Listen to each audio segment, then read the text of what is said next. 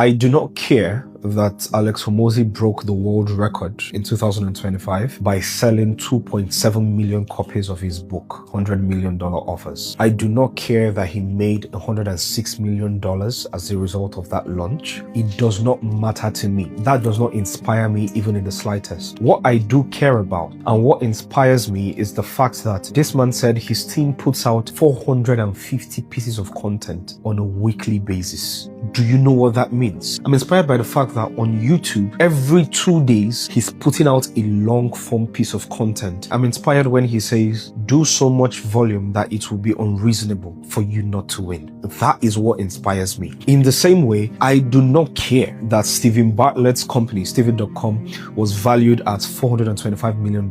That is a ridiculous number. Fine. What I'm inspired by is the fact that he started Diary of a CEO in 2017 and he has remained consistent almost 10 years after. I'm inspired by the fact that he is obsessive over the minutest detail. He cares about the diffusers in the studio when he's recording his podcast. One of the most successful young businessmen, investors, content creators, storytellers of our time is still obsessive over thumbnails. It still matters to him how the story is told. He's still obsessive over the seemingly insignificant things. If you make a good enough piece of content that would attract his attention, Steven is going to respond in your comment section. That is how much he cares about the work that he does. I am inspired by that. I'm not inspired by the fact that Dean Forbes was named the most influential black man in the UK in 2025. I'm not inspired by him being one of the richest black men in Europe. That is not my motivation. What inspires me is when he says, I don't burn calories on emotional fear. When he tells a story on how that his mentality is his greatest asset. How that he doesn't care if he is the only person of color in certain rooms. He knows who he is. How that he started telesales and didn't see it as a job that was beneath him, but he knew what he needed to do for survival and he played that role to the fullest, eventually climbing to leadership positions at a very young age. That is what inspires me. The work that goes behind the scenes that produces the results that we see and the headlines that we see. By God, there are so many things that I still hope to achieve. There are so many dreams that I want to bring to life. But as someone who has achieved some of his wildest imagination, I can tell you for a fact that if you focus on the results, you're going to see the process and the work as a burden. But if you focus on the work, the input, the process, the person you're going to become as you go towards that destination, then the result is just an after effect that is waiting to happen. You choose your path.